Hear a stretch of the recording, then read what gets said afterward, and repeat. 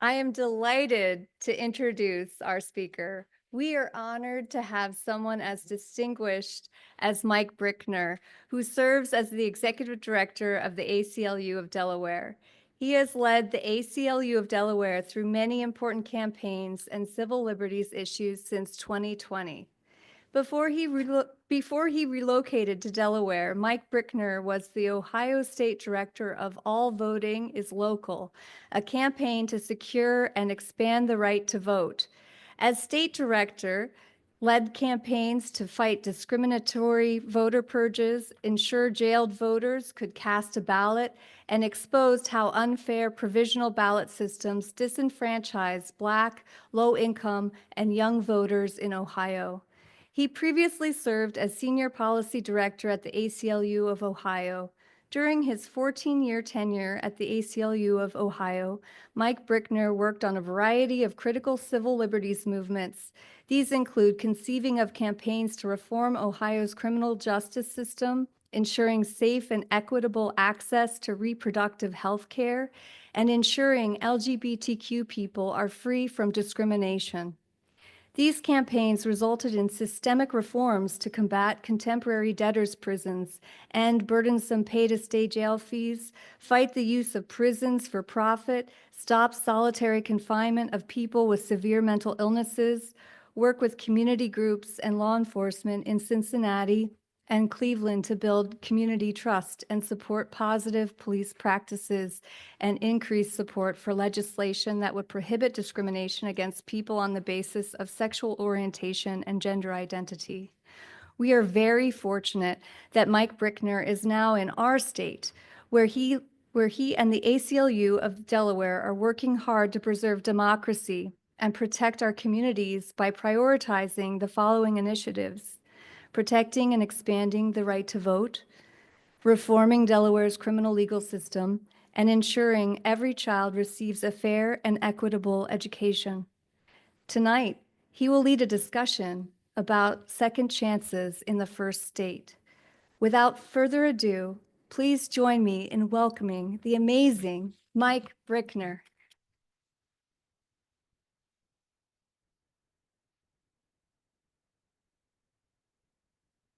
Thank you so much. Actually, I was thinking about taking this off of the mic stand, but I'll keep it on there since you moved it for me.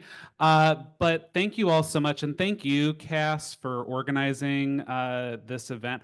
I feel very fortunate because I think it was like maybe 4 years ago when I was in my first or second year at the ACLU of Delaware, I got this message from Cass Lewis about a play that she was doing around solitary confinement, and she was wondering if the ACLU would like to partner. And I was like, well, of course we would.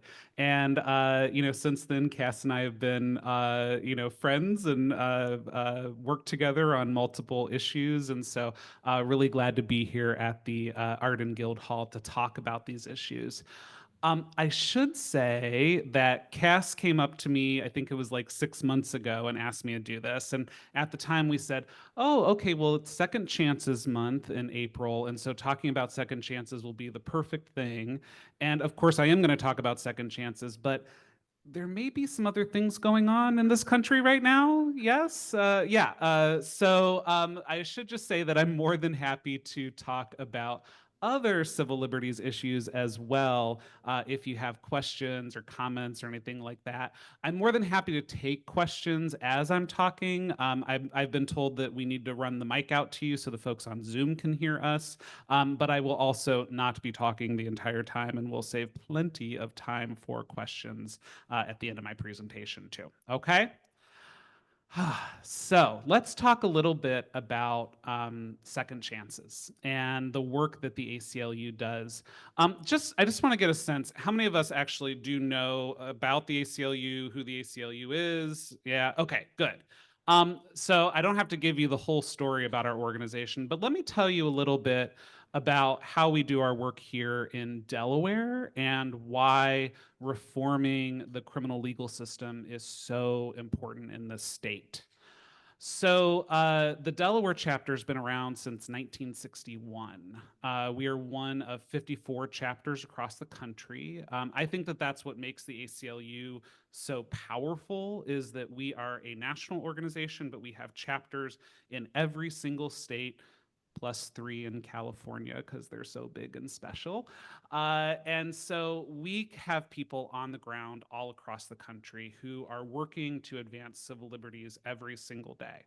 Now, most people who know about the ACLU and know about our history know that we are pretty famous for going into court and defending people's rights, which is true. Over our 105-year history, we are the organization in this country that has appeared in front of the US Supreme Court more than any other in the country.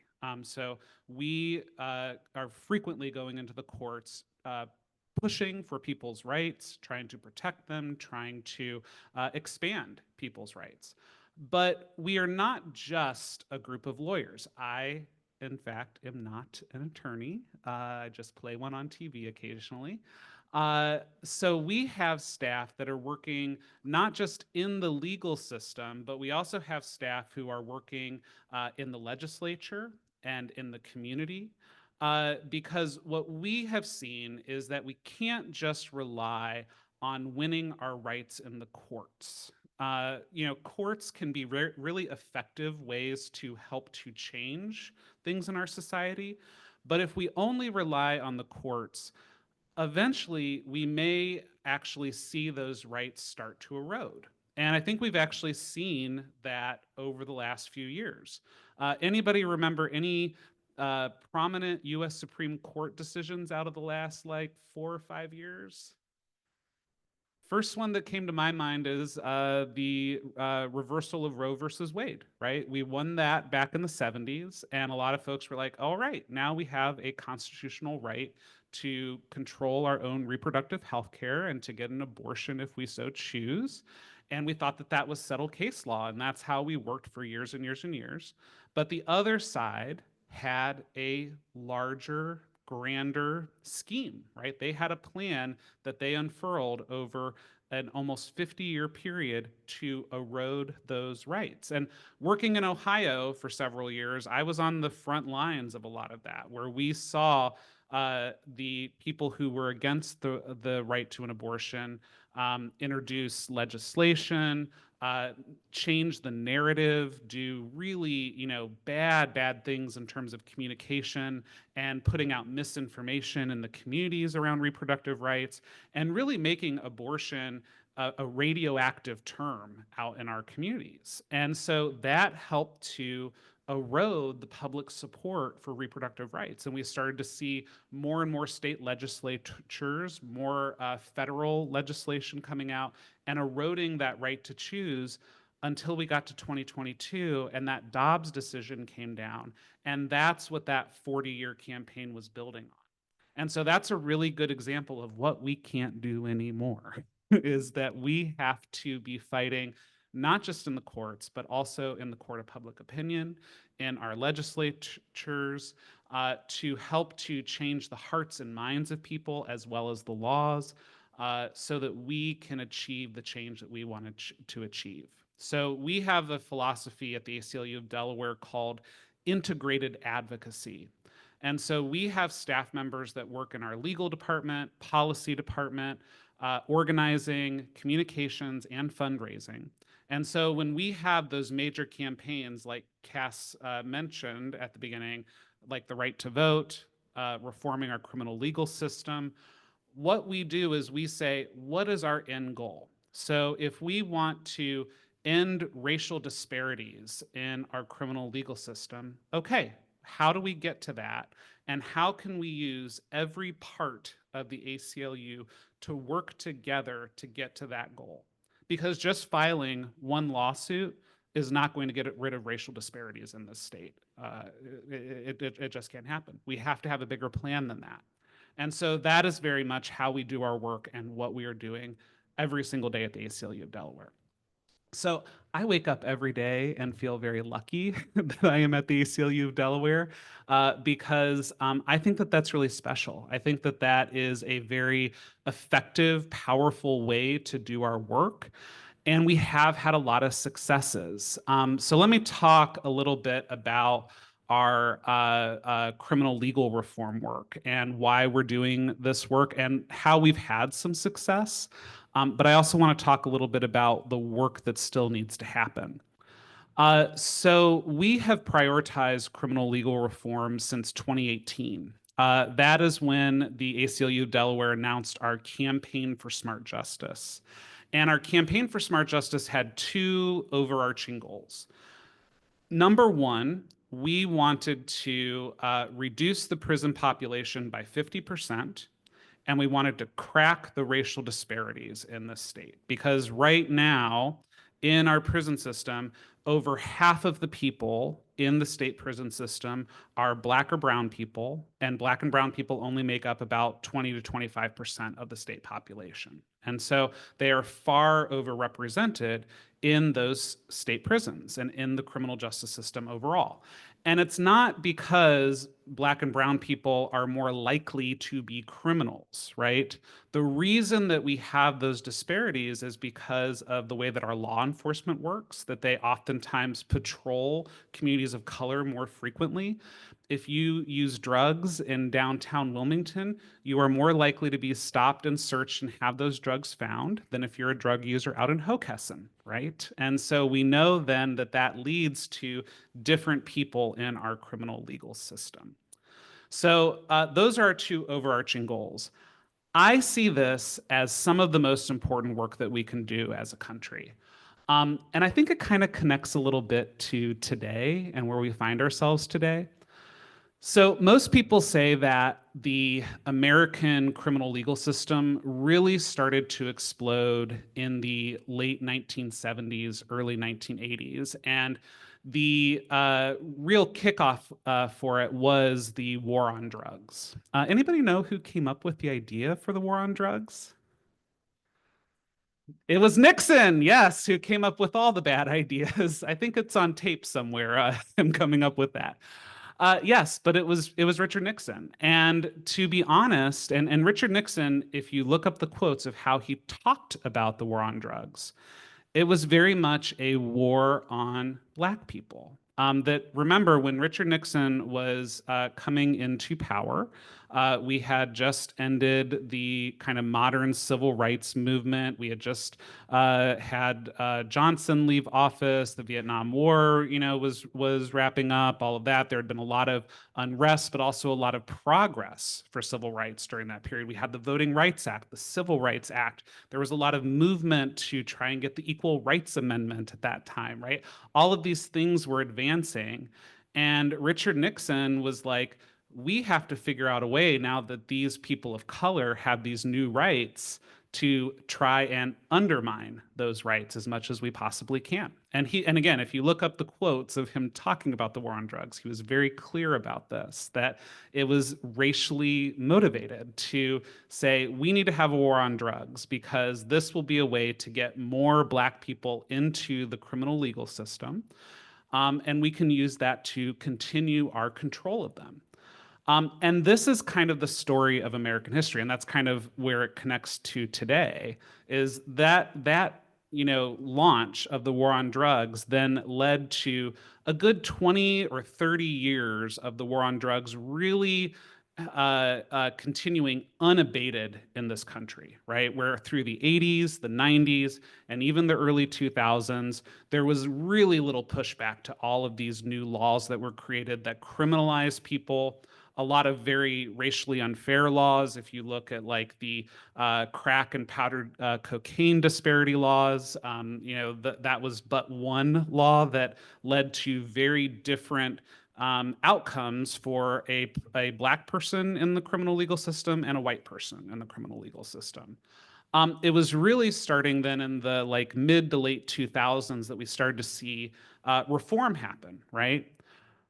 And I really connect that to some of what we're seeing today, right? Because the history of the United States from our very inception has been one of short times of progress followed by a longer period of pushing back on that progress, right? And that's what we saw, I think, with the war on drugs, is that during the 60s, we had this move forward where we saw more people get their rights, more people be enfranchised, more people have opportunities in this country.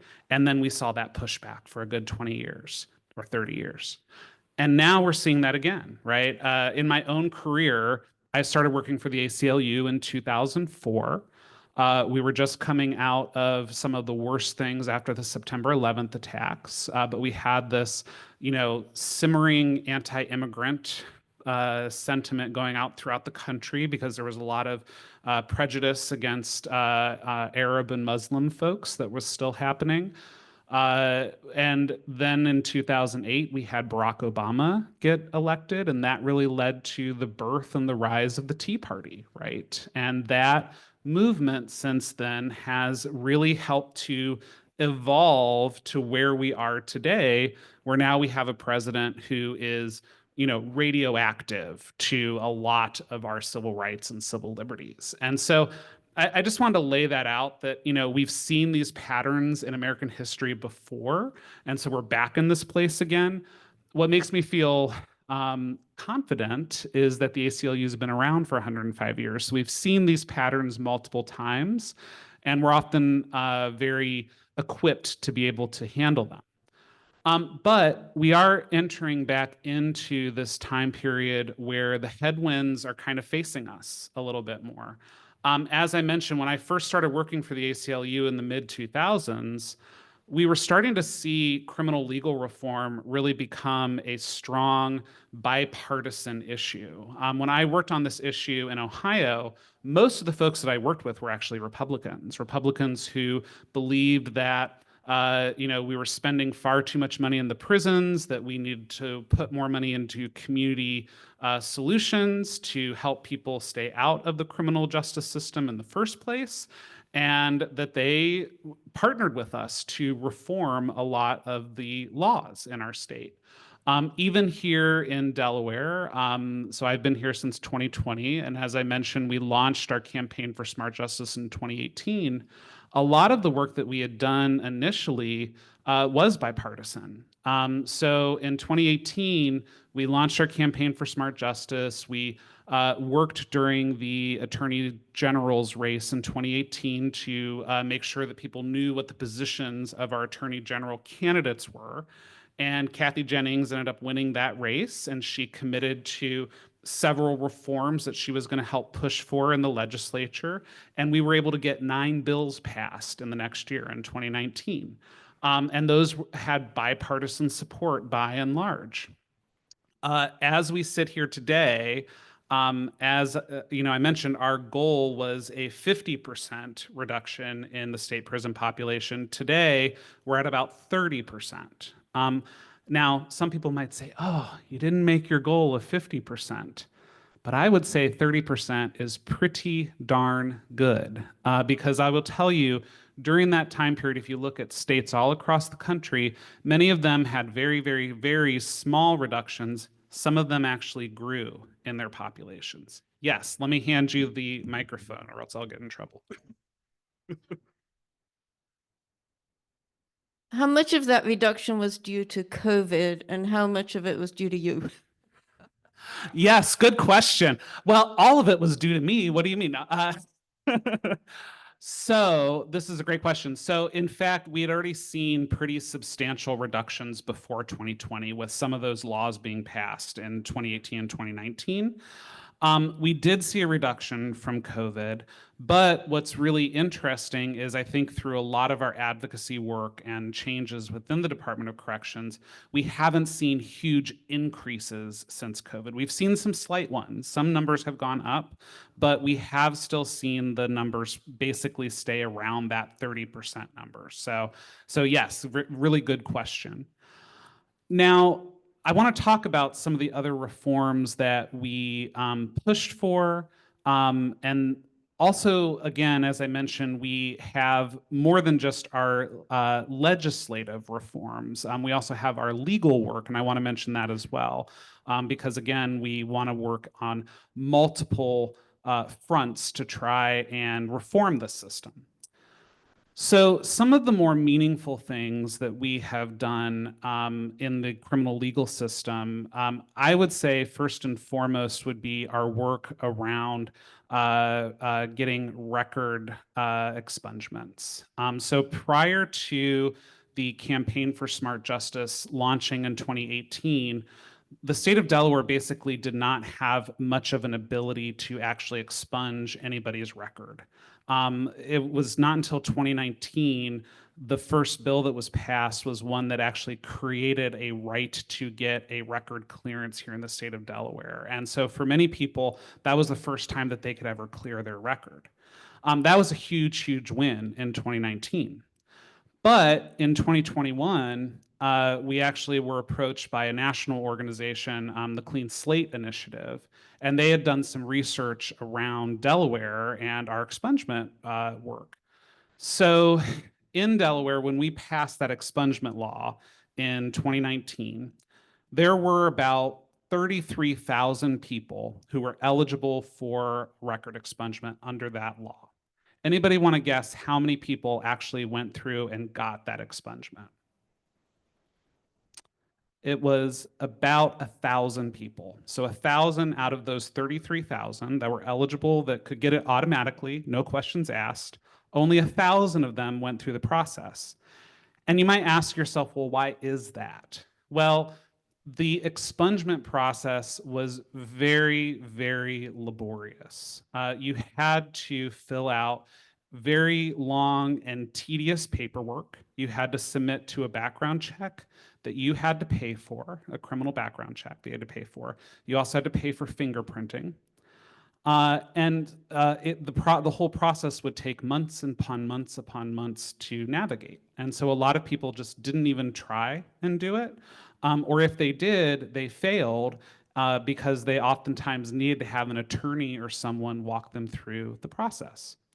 So the Clean Slate Initiative came to us and they said just last year, the state of Pennsylvania was the first state to pass a clean slate bill. And what this does is it allows for automatic expungement so that if you have a low-level crime, but you spend a certain amount of time out of the system and you don't have any new offenses, that offense can be expunged without you having to do a thing. You don't have to pay money. You don't have to fill out an application. It just happens because you have reformed your life. So we said, this is pretty amazing. This would be life-changing for Delaware. And we did actually then some more research because we said, well, it's great that 33,000 people are eligible right now, but actually that's a very small number. And we started to look at how many people here in the state of Delaware actually had some of those low-level convictions. And what we found was the number was actually much closer to 300,000 people that have a low-level conviction. Now, I should mention, not all of those people necessarily live in Delaware, but if you live in Pennsylvania, but you got an offense in Delaware, you have to get that Delaware offense expunged here in Delaware. You can't do that in Pennsylvania, or if you live in Maryland, or you live in DC, or West Virginia, or New Jersey. So this is a lot of people that it impacts. And if you think about the way that that would play out in a person's life, if you have a criminal conviction, even a low-level one, if you go and apply for a job, that is something that will come up on a background check. A lot of jobs still require you to check the box that you may have had a conviction in your past. For a lot of folks, if they're going to get housing, that will also come up on their credit check that they have been in the system before, and a lot of landlords will not rent to somebody who has a past conviction. If you go to school, a lot of schools won't admit people with convictions, or you can't get certain financial aid if you have a conviction. So those records keep those people from actually being able to do all of those things that help them to be successful. So if you've had a past life where you had a drug addiction or you were committing some sort of crime and you were trying to rehabilitate yourself, you're trying to get a job, you're trying to get an apartment, you're trying to get education, and you can't get any of those things, where is that going to lead you? Right back to the streets, right? It's going to lead you back into that life of crime. And that is what we were seeing in Delaware, is that our recidivism numbers were much higher than a lot of other states. And so we said, this is really important because, yes, we want to keep people out of the justice system altogether. We don't want people to have a first conviction. But if they have that low-level conviction and they're butting their head up against the wall trying to get employment, housing, education, and they can't get it, then we have to do something about that because we don't want them to end up back in prison because that is a real waste, right? That means that that person isn't out with their family, it means they're not working a job, it means they're not contributing with their taxes. And it oftentimes means the more times that you go into prison, the more likely you are to continue to end up back there and your charges will go up. You'll probably commit more serious crimes, and that has a real impact on our community. So in 2021, we worked with legislators on this clean slate legislation, and we were able to pass two bills that created clean slate laws here in Delaware. And it was great. Very, very happy with it, and that we have now this automatic process. But we don't stop just when the legislation gets passed. We want to make sure that the legislation is implemented and implemented with fidelity. So we had worked then for the next 3 years to try and get the state to get ready to implement Clean Slate. Unfortunately, it was really hard here in the state of Delaware. There were a lot of folks who work in state government who, care about this issue, but they're like, oh, this is extra work for me, or I don't have the technology in order to do this automatic expungement very easily. We provide a lot of technical support from us, from our national partners. But the legislation actually came into implementation in August of 2024. And in the first couple of months, despite there being 300,000 people eligible, only a few more than about 600 got that automatic expungement. And at the pace that they're going, if they keep going at the snail's pace, it's going to be about 30 years until they clear out the backlog. So what we're doing right now, and this is going to be one thing I'm going to get to when we get to our QR code for you to go onto our website, is that we have a petition going for Governor Meyer and Lieutenant Governor Gay for them to pledge to speed up this process. Unfortunately, I think that the Carney administration just was not as engaged in this process. We believe, Governor Meyer has expressed a lot of support for this. I think Lieutenant Governor Gay has as well. We really need them to put more resources and more attention into this to get the automation sped up, right? We have this law now. Now we have to see it implemented with fidelity. Because again, it might take us a few decades just to get the backlog, but every single day, new people are qualifying for that record clearance, right? And so we want to make sure that they have that opportunity, because every day that they have that record on their past background check, that is going to be an impediment from them getting employment, housing, and education. So that's the story around Clean Slate. But beyond that, we have some really exciting legislation going on right now around our criminal legal reform work. So the first one that I want to call your attention to is our probation reform bill. This is something that we have been working on for a number of years, and this is really important in terms of a second chance as well. We in Delaware actually have one of the highest percentage of people on probation in the country. So if you look at our criminal legal system, We tend to keep people on probation, have more people on probation, and more of those folks end up back in prison while they're on probation. And the vast majority of those people that end up back in prison while they're on probation get sent there because they have committed some low-level technical violation. What that means when I say a low-level technical violation is those are things like I missed my meeting with my probation officer, or I wasn't able to complete an educational course in enough time. Things like that are technical violations where you haven't actually committed a new crime, right? If you're on probation and you go out and rob a bank, that means you've committed a new crime. That is not a technical violation, but missing a meeting with your probation officer is. And oftentimes what we hear is that it's really hard for a lot of folks to abide by the rules of probation. So in the state of Delaware, everybody is basically given the same probation rules. It's a list of 13 things that everybody has to abide by, but it's not tailored or individualized to your own personal needs.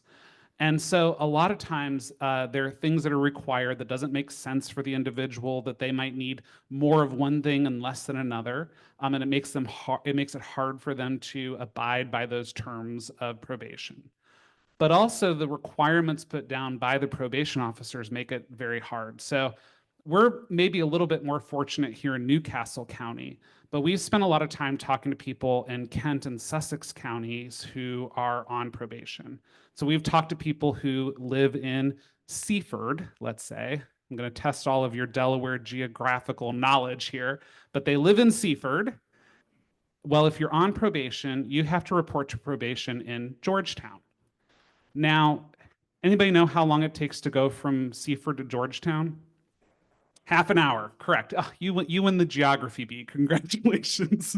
So about half an hour. Yeah, for 40 years you go back in time.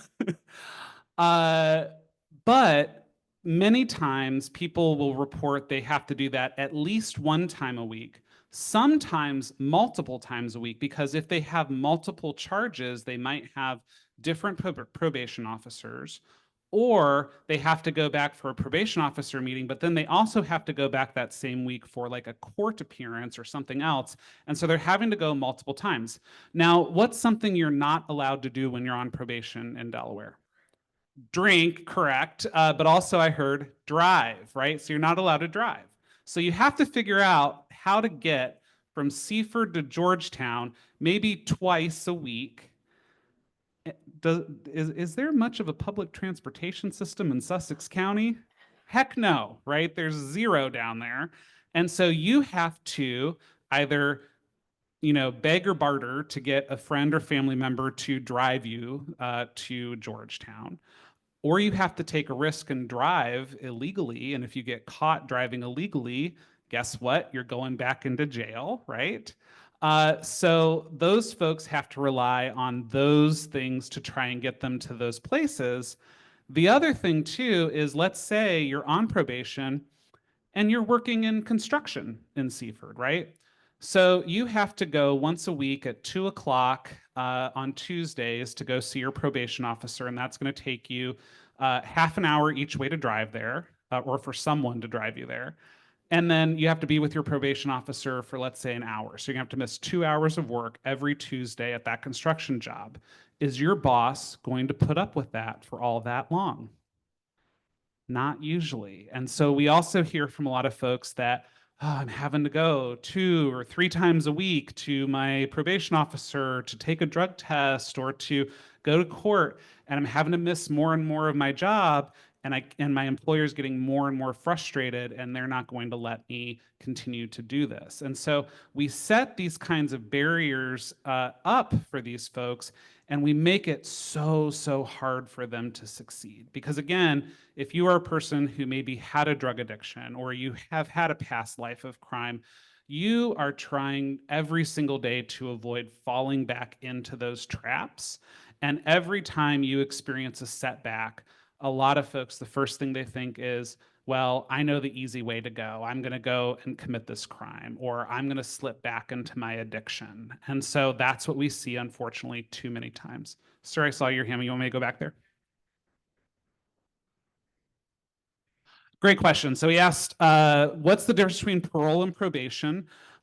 For all intents and purposes, most people in Delaware are really on probation anymore. Parole has mostly been done away with in the state. It was more for people who had been there for long periods of time. But with truth in sentencing laws that passed in like the 90s and the early 2000s, most parole has been done away with. There are a few people that are still in the state prison that might end up on parole because they've been there for so long. But generally, most people we're talking about are on probation. So great question. Now, with the probation system as well, so I mentioned like there are these technical violations. The other thing that happens is, you're really only supposed to be on probation for a year, maybe 2 years max. What we have heard, though, from a lot of people who are on probation is when they have one of these technical violations, like let's say they miss a meeting or they can't complete their term of their educational program, the state will extend their probation. And so we've talked to multiple people who, yeah, I was only supposed to be on it a year, but it's been 5 years now, and I'm still having to go in and report to my probation officer. And again, that can be a very negative thing for that person, right? If you are trying to live as a full-fledged citizen of this country and you're having to go in multiple times a week to report to this probation officer, you don't feel like you have actually rehabilitated. You don't feel like you are a full citizen. But also, again, it sets them up for potential failure because just law of probability, right? If I have to go in once a week for 52 weeks, I can maybe get through 52 weeks and not make a mistake, but multiply that by 3 or 4 or 5 years, right? Where I'm having to go in 250 weeks. If it's 250 weeks, the chances of me screwing up, of me making a mistake that's going to be bad enough for me to end up back in prison go up exponentially, right? So we know that this revolving door of probation and prison is one of the things that is keeping our mass incarceration system higher. And it's also one of the things that's leading to these racial disparities in our system, that we're also seeing where Black and brown people are ending up being violated for their probation a lot more than white folks are. Yeah. So since we all know this, and we've known this for 10 years at least, many more, why hasn't the legislator changed it? Well, they are. That's what I'm going to tell you here tonight. But I think there's several reasons. We have gotten close in the last 3 years to passing probation reform, but these are the headwinds that I was talking about, which is more and more over the last couple of years, really since COVID, I have seen in Delaware and across the country more of that tough on crime rhetoric, right? It had gone away for a little while. We wanted to be smart on crime. And suddenly we started to see the tides turn a little bit. And so we've seen more and more of this tough on crime rhetoric that tends to lead to people not wanting to reform the system. And so, one, there's some tribalism happening, right? Where it's harder and harder to get Democrats and Republicans to agree on bills. And as I mentioned, when I first started working on criminal legal reform, we actually worked hand in hand with Republicans. It's harder to find Republicans that will partner with us on those things. But also we're seeing more Democrats who are saying, I don't know how I feel about criminal legal reform. And, I have to look tough on crime for my constituents because they're concerned about it. And so we're having to do a lot more work with folks that might have been our natural allies 10 years ago, right? But we are getting closer and closer to actually passing probation reform. We have a bill that I believe is going to be introduced very soon in the Delaware General Assembly, where it will reform those terms of probation that I talked about. And that is going to be a big game changer for us because, again, we want those to be individualized to the person to make sure that they fit the needs of that individual. Because again, everybody's different and we have to have a system that's going to rehabilitate each person to the best of our ability for that person's needs. I'm going to show you a slide here in a minute, but we also have these brochures up here which talk about our probation reform campaign. But I'm going to show you a slide because we're going to have some action coming up in a few weeks around our probation reform campaign. Before I get there, so I'm going to do a time check. All right, I'm doing okay. So on our probation reform campaign, on our Smart Justice campaign, we have one other bill that I really want to mention. It's actually going to be heard in committee tomorrow. That's Senate Bill 10, which is named after Richard Now Smith, who was the president of the NAACP in the state here in Delaware. He just passed away this past year ago. So it is a really great bill that focuses on compassionate release. So because of the war on drugs and the way that our criminal legal reform system has worked, is that we have seen what is known as a graying of our prison population, where people have been sentenced to longer and longer sentences. And we have seen then the people who are incarcerated get older and older and have more and more health issues. So what this bill would do it would allow for people who have been in prison for a long period of time and have served at least half of their sentence to be able to apply for compassionate release, to be able to get out if they demonstrate that they are rehabilitated. It would also allow people who have significant illnesses to petition to be let out of the prison and to spend their final days, months, or years out in the community. This is really important. I know that there are sometimes folks, because when we talk about the folks who are really graying in the prison system, these are people that have been in prison for a long period of time. So these are not people who have committed, jaywalking offenses. They have oftentimes committed very serious felonies. But this gets back to the whole concept of second chances, right? That I think it's Brian Stevenson that said none of us are as bad. None of us are what we are on our very worst day, right? Or our very worst thing that we've done. That all of us are more than that biggest mistake that we've made in our lives. And I think that that's really important because yes, we have people who may have committed very serious offenses, but when you've spent 20, 30, 40, 50, 60 years in prison, is there not a point where we can say, you have suffered enough, you have rehabilitated yourself, and it is safe and it is actually good for you to go back out into the community. We're going to give you that second chance if you have that illness, if you have that demonstrated rehabilitation to go back out into the community. For me, I think it's the just thing to do. But if you're not moved by it being the just thing to do, I will also say it is the financially prudent thing to do. Running prisons has become more and more expensive, and a lot of it is due to our aging prison population. Because as you get older, some of us have noticed it gets more expensive when you go to the doctor. And prisons themselves are not great places for you to focus on your health and wellness. Many people are confined to their jail cells for multiple hours a day. They're not able to get good exercise. The nutrition at prisons are not that great, and the healthcare isn't that great.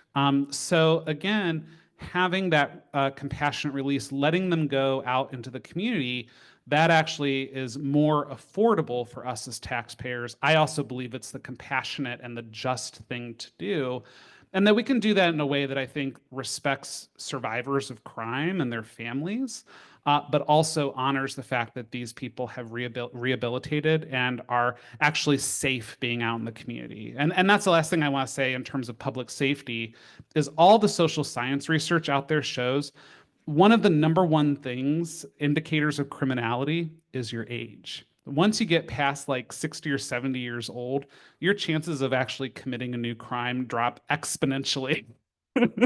Right? I mean, so now maybe not in the current administration, some of you might want to go burn some things down or something, I don't know. But generally, we're not committing new crimes once we get to a certain age. And it's a very, very small number of folks that are in that age bracket that are going to commit new crimes. Most of the crimes are really committed by people who are younger or middle-aged. So, yeah. You've mentioned a little bit about education of people getting an education as a way of getting out of prison or whatever. I don't know. But what's conspicuous by its absence is ACLU's working to educate the public. Something like this is good, but this is you're preaching to the choir here for the most part. So I'm wondering what ACLU is doing for that. Yeah, great question. And so I was going to move into litigation, but I'm going to hold off on that. I'm going to talk about public education because I talked about our policy work, but let me talk about public education because that is the other, if I think about how we change things, it's, the courts, the halls of the Capitol building, and then also the hearts and minds of people. So let's talk about the hearts and minds of people. Because you're right, we can go out and preach to the choir.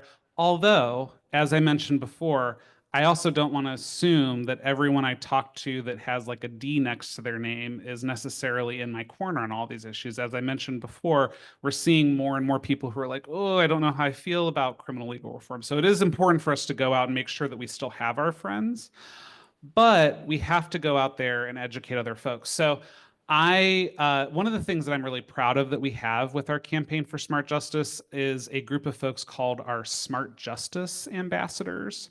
So we have about 40 of them that we've trained here in the state. They are all Delawareans who have had direct contact or have a very close family member who has had direct contact with the criminal legal system. So these are all people who have been arrested, been convicted of crimes, served time in prison, all of those things. And we give them training. We teach them how policy works, how to tell their story, how to canvass in communities. And then we utilize them to do our educational outreach.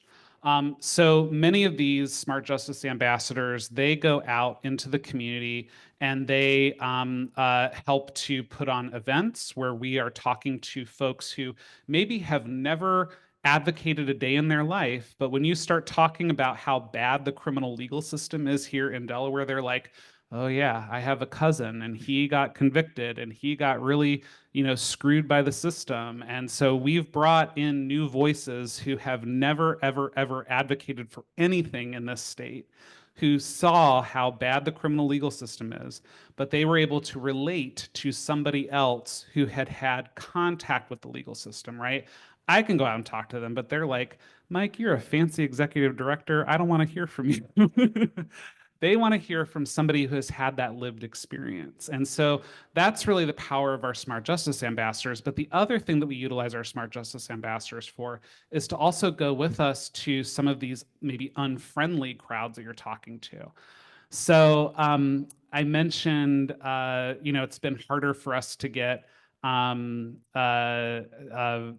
Republicans to sign on to some of our smart justice stuff. So I'll tell this to you all here and the people out on the internet because you're all my close friends. But just in the last week, we met with a conservative think tank here in Delaware called the Caesar Rodney Institute. I don't know if anybody knows them, but they are a right-leaning think tank. But they have been approachable on criminal legal issues. So we took our lobbyists, but we also brought some of our smart justice ambassadors to share their lived experience with the probation system in this state.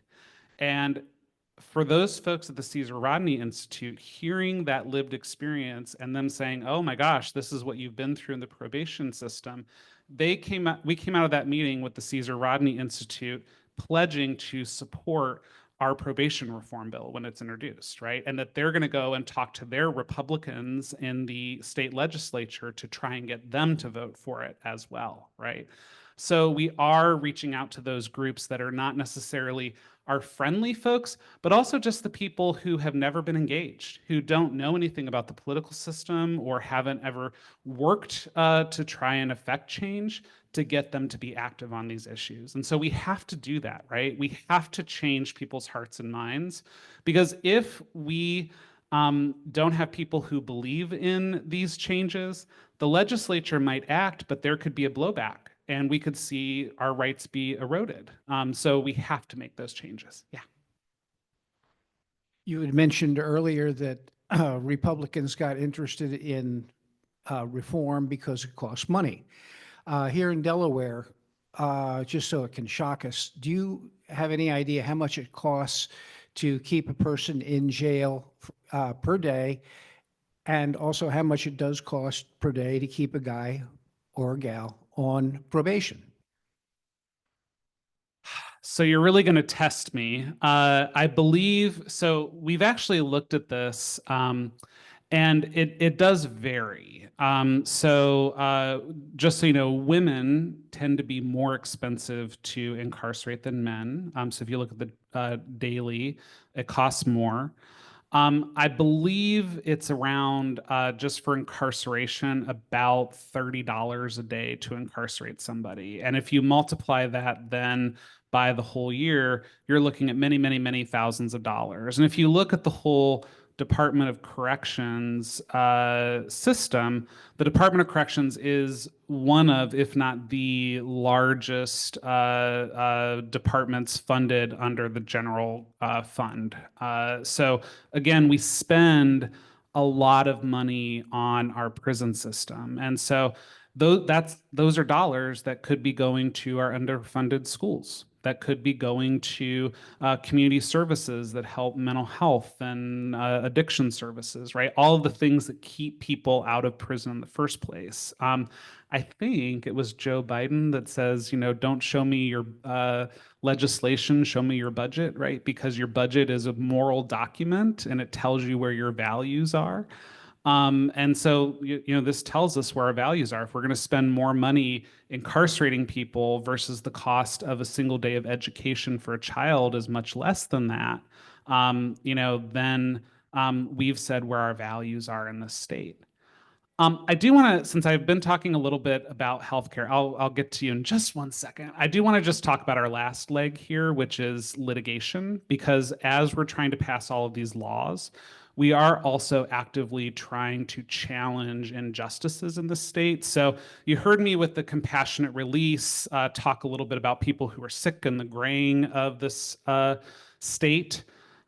So we have several really important lawsuits against the prison system here in the state of Delaware. The first is specifically on healthcare.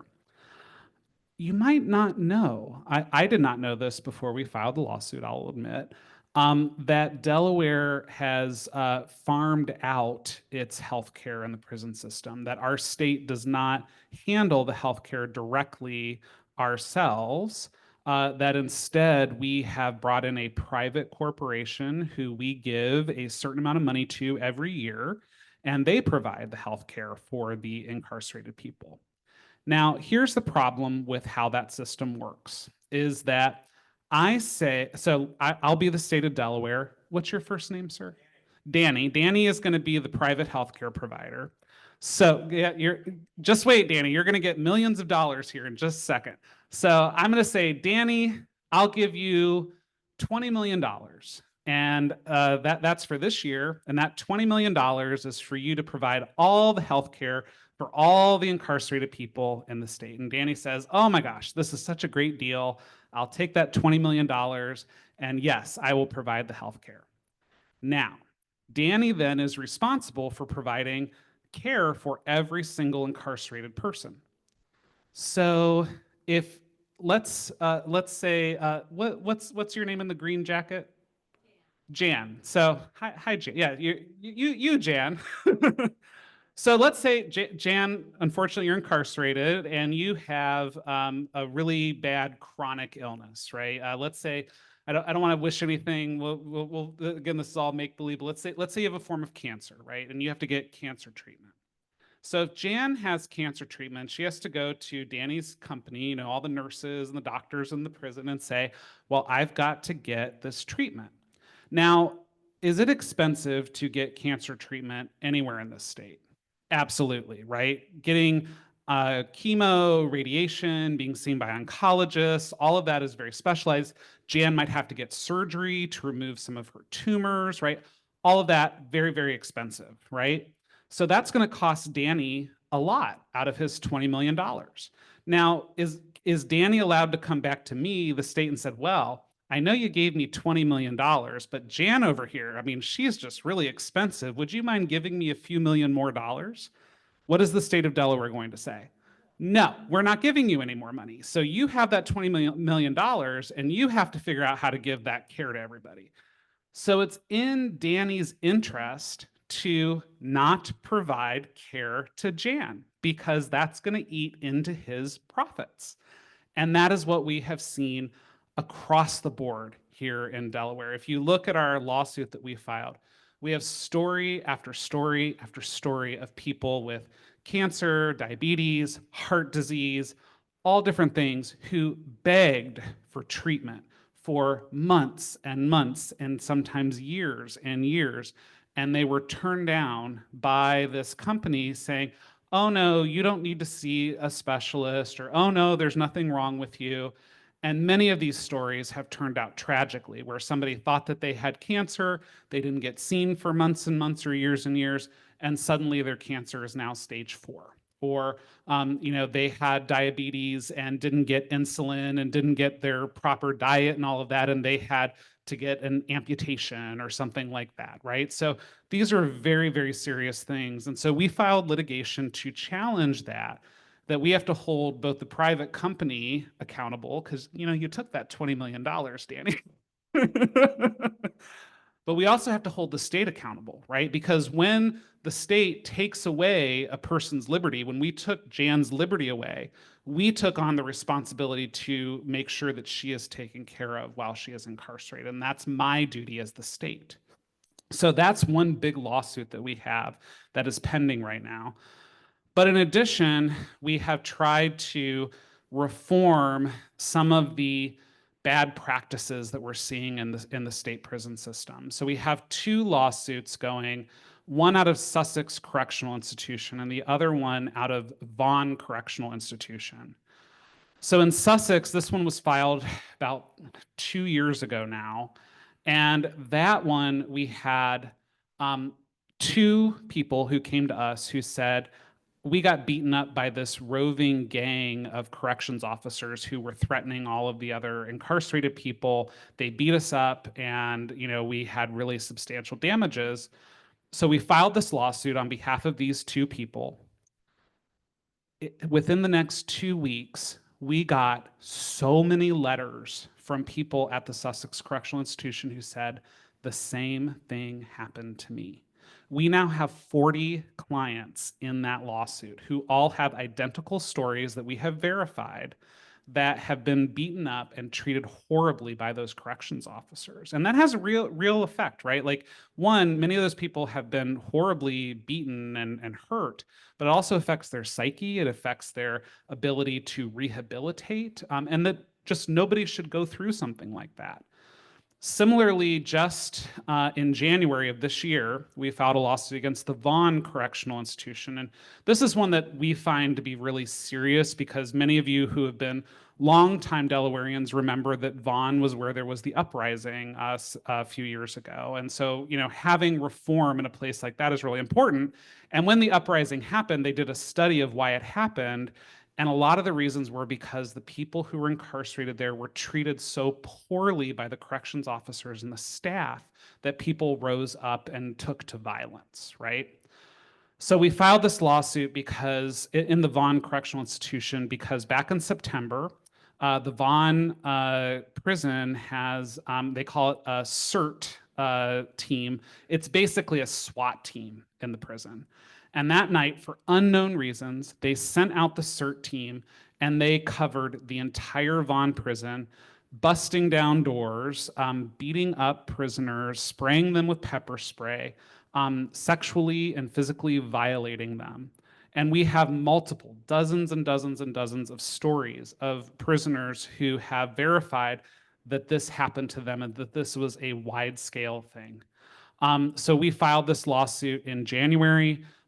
We asked for a preliminary injunction, which means an emergency court order to get the state to not use the CERT team for any of these purposes anymore, because we don't want to see more people have their rights violated. And that's a very live pending case right now. But again, we're trying to, yes, reform the system at the state policy level. We're trying to win hearts and minds of people, but we are also trying to stand up for the rights of people who are incarcerated. Because one, it's the right thing to do. And two, we have to do it if we want these people to rehabilitate. Keep in mind, over 95% of people who are incarcerated come back into the community. If they are given bad health care, if they're treated horribly, if they have psychological trauma and damage, they're going to come back and live in our community and carry that with them. And that's going to affect their ability to rehabilitate and be productive, successful members of our community.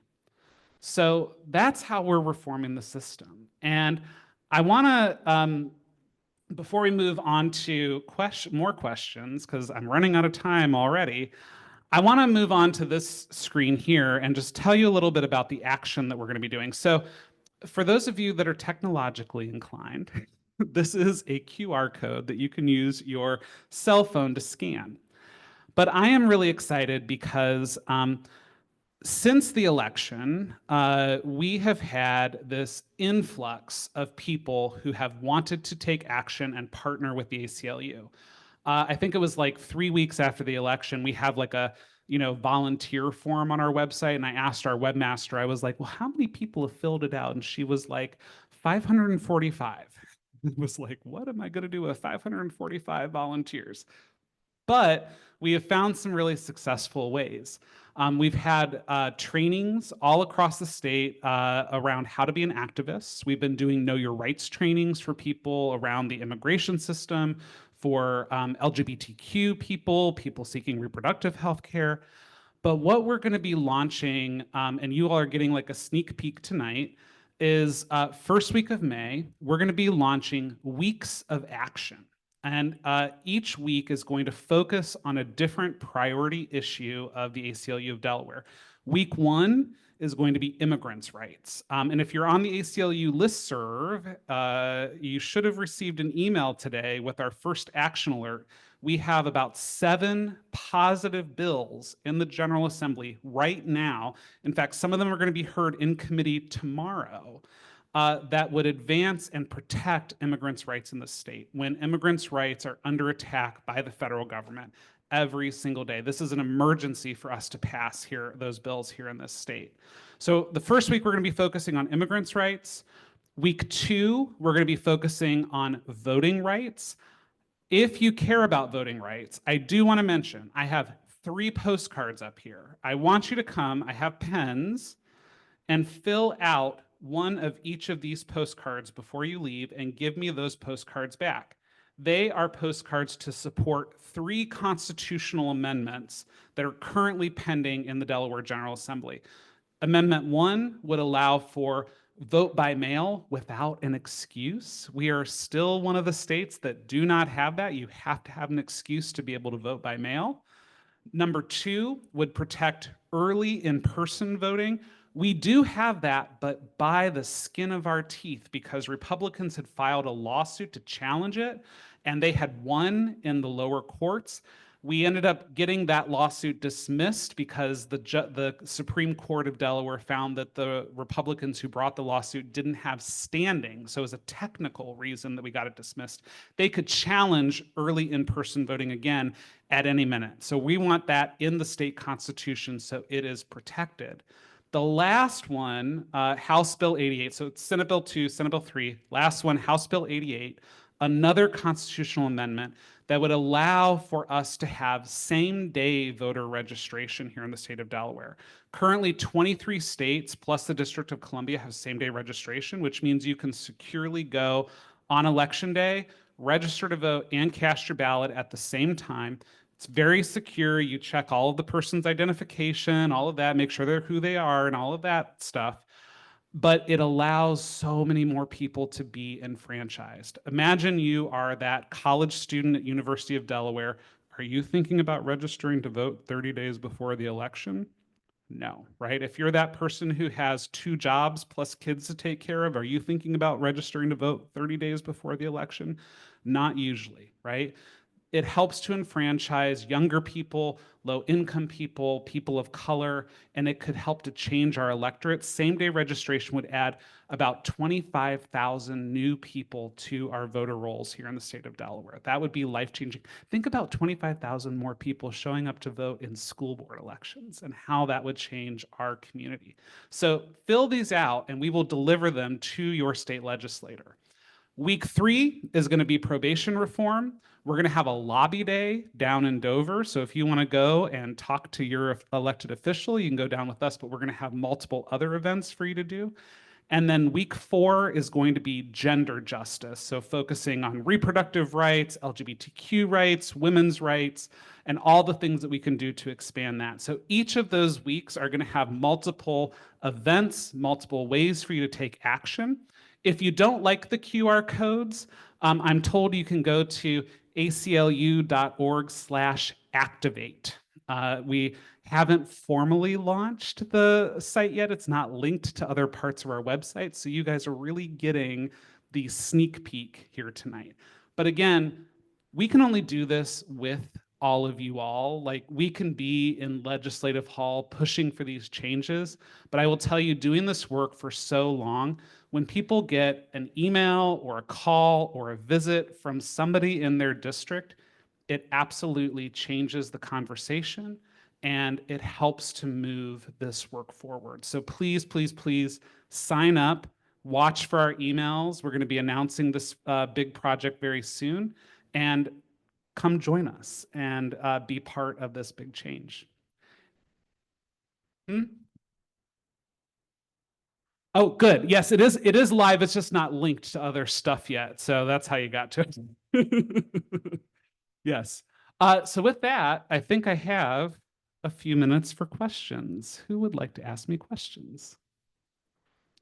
Yeah. A lot of the judges in this state give like really, really long sentences, sometimes even over 100 years. And I think it's like 1 in 6 people will never get out of jail. So this is clearly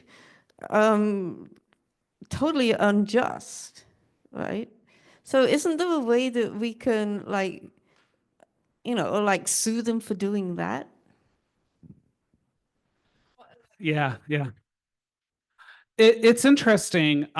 So one, I will just say overall, it is hard to sue a judge because they have a lot of immunity, right? It's not easy to sue them. It can be done. I do want to say, though, about that point, I think it's a really important one because when I first started doing criminal legal reform work back in the mid 2000s, it was when we had a really strong, and we still do, but a really strong anti-death penalty movement, right? And there were a lot of states in the early to mid 2000s that were doing a lot of executions, right? And I hate the death penalty. I think it's an absolutely abhorrent practice. The strategy by a lot of states during that time when we were trying to get the death penalty abolished was to move people to more life in prison without the possibility of parole. And that had real consequences, right? Because yes, that person was not killed by the state. And I would say that's a success. But instead, they then spent 40 or 50 or 60 years in prison and died in prison, right? And that is also, in my mind, not total justice for a lot of those individuals. And so we have to go back, I think, and I think this also sort of this sort of impacts how we should do our work, I think, with criminal legal reform, is that sometimes it can be tempting to only focus on reforming the low-level nonviolent crimes, right? And then say, oh, and then there's those really dangerous people that should never be let out. But when you use that type of rhetoric, you really undermine that second chance thing, right? Is that you say only some people are worthy of a second chance. The reality is, I think everybody is really worthy of a second chance, and that there are, except Donald Trump, apparently. But in all seriousness, again, even people who've committed really, really horrific crimes can still get redemption and rehabilitation. And we have to believe that. Their path might look a whole lot different than somebody else's. But I think that move towards, okay, well, we're going to get rid of the death penalty. We're going to try to take that off the table. But that's going to lead to then more people spending these life in prison sentences had a real impact. And it's led to that graying of the prison system. So I think that now that we're reforming the state prisons populations across the country and how we do this work, we have to look at those hard cases. We can't just focus, yes, low-level nonviolent crimes need to be rehabilitated, need to be changed. We need to change those laws, but we can't forget about also reforming the system overall, that it's not justice if half of our prison population is spending life in prison without the possibility of parole for medium range crimes, that they could actually safely be out in the community to be rehabilitated. It's not just, but also, as I said before, it's incredibly expensive, right? The cost of running our state prison systems has gone up astronomically over the last few decades, and it's because of this issue of more people staying there for longer. You had mentioned keeping people out of jail. In Delaware County, Pennsylvania, our Quaker meeting has supported over the years the use of community service workers, which is a great way to keep somebody out of jail and they're doing something for the public. But I don't get the feeling that Delaware has much of a similar program. Yeah, one of the things that I think we run into in Delaware, it's a little bit of like good and bad. So the good part about Delaware that I actually like is that we have this unified system because we're such a small state, and that our jails and our prisons are all under the Department of Corrections. When I was in Ohio, we had the Department of Rehabilitation and Correction, which was the state system for all of the people in prison. But then we had 88 counties, and in those 88 counties, we had about 100 jails. Every single county and every single jail operated independently from one another. And so trying to reform those systems was always really hard. And so we ran into a lot of, some people would allow community service, some people wouldn't, all of that kind of stuff. But the other thing about Delaware being, so it's good in that Delaware has the ability to like do a lot of systemic change a little bit easier because it's one person making the decision, the commissioner or the governor.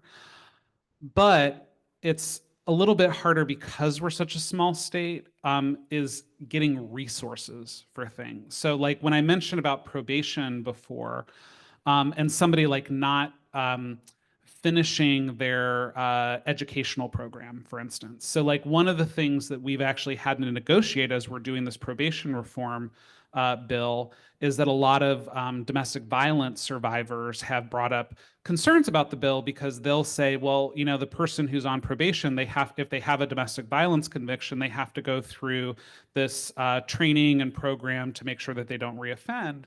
And one of the problems is that we don't have enough of those programs. And so somebody might be on the waiting list to get into that program for a year or more, but their probation only is supposed to last a year. And so that's why they have to have that time extended. And so we don't have as many programs and as much support as we need for those people who are on probation or people who are in the prison system, because we've spent money on other things like the actual, locking them up and everything.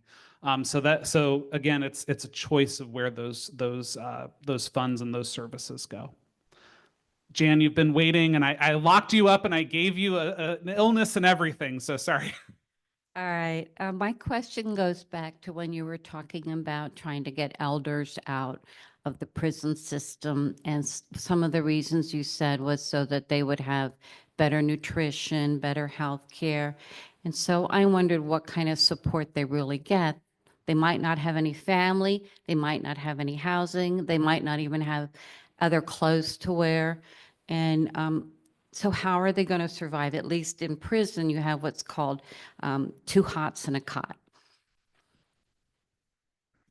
No, this is a great question. And I think it's connected to this gentleman's question too, in that, yes, we do have to provide more services.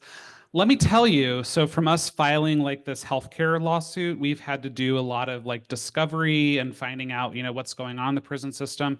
And we've heard horrible stories. And I've heard horrible stories over the years from people who've been in the system. So it's very common that like if you are a person who has a chronic illness and like let's say you're in the prison infirmary, but your sentence comes up, they will literally just drive you to the Christina Hospital in Newark and drop you off at the emergency room with no support, no supplies, no nothing. And it's like, okay, emergency room, you're going to take care of this individual.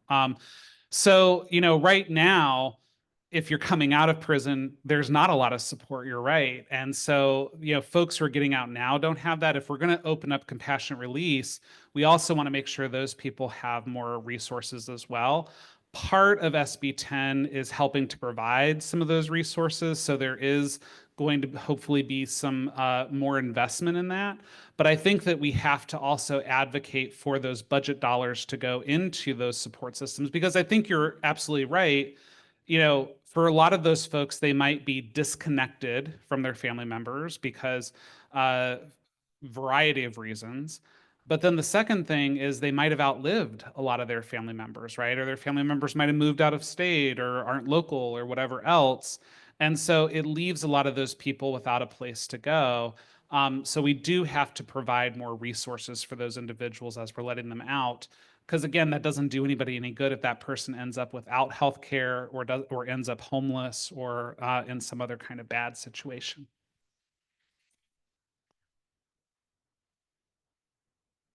Yeah, we're not providing them the support that we need to right now in general. And so we need to do more with the system as it is now.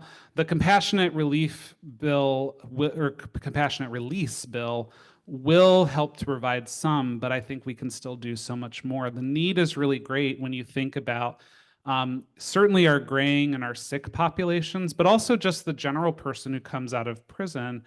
And I think that this is also connected to our probation reform bill, because as the gentleman who was sitting up here asked earlier, well, how much does it cost to keep somebody on probation? It is fairly expensive, that we have to employ all of these probation officers, that we have to have the system up and running. We have to have people report. It leads to a lot of extra costs in our court system as well.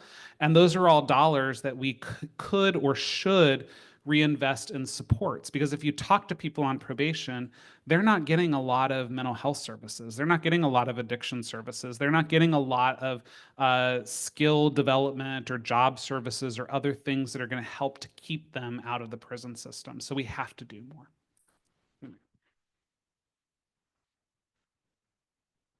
Would those people who were let go because of a chronic illness be eligible for Medicaid? Yes, and so that is something too, because if you're incarcerated, you're not eligible for Medicaid because of your incarceration. But once you're released, yes, you would be eligible for Medicaid. So some of those individuals certainly could come into the community and go into facilities that accept Medicaid. So again, yeah.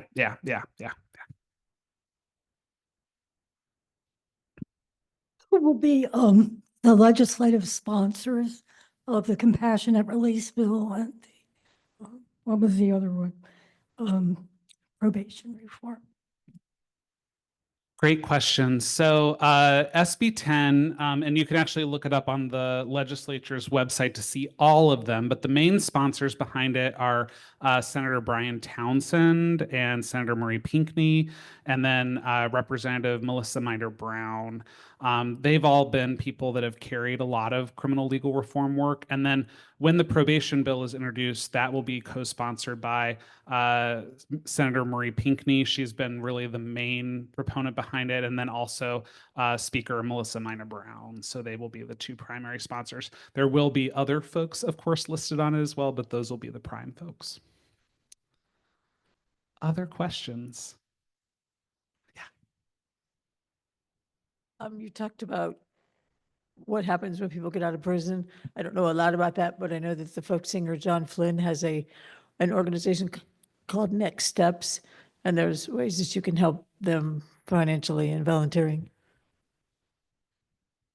Yeah, that's a great point. And yeah, I'm familiar with John Flynn. He's actually sung at some of our events before. He's really great. And I would also encourage you, we have a couple other coalition partners like the Delaware Center for Justice. They do a lot of rehabilitative work, and they've been a big partner of ours on the clean slate work and the expungement work. And so they're also usually looking for volunteers and people to help out with some of those services too. So that's another good group I would recommend.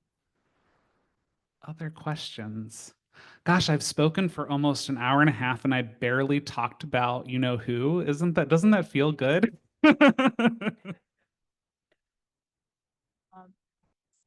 No, I'm not. So the expungement, you were saying that now people get expunged. Do they end up getting a letter in the mail or a phone call to say, this is, your liberation day, that sort of thing? And then that opens them up to all the things that they weren't able to do before. Okay. All right. Well, I was just wondering, how. Yeah, so they are supposed to get a letter from the state saying that they've been expunged. And that's kind of a lot of the communication we've been getting from folks, because people knew that the clean slate law was going into effect in August, and they're like, okay, it's automatic. So like I should be getting a letter in like September, right? And I'll have my record expunged. And then you get to November and only like 600 people have been actually expunged out of the 300,000. So a lot of folks have been sort of agitating and saying, hey, where's my expungement? What's going on with this? So, but yes, you are supposed to get notification that your record has been cleared so that, again, when you're applying for a job or for housing or for other things that it's no longer on your record.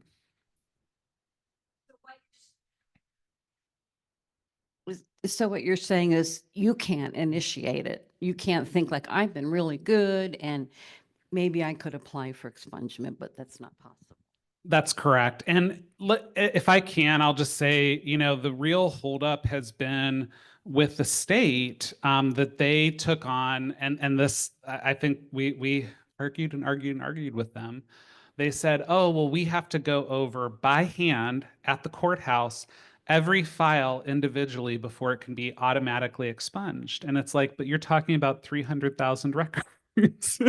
and again, the courts don't have that many people working for them, right? And so it's like one person having to go through all of this, and it's like, this is not reasonable in order to get this to be a true automated process. And so, yeah, you can't petition. They're just kind of going in order for what they have in this 300,000 person queue.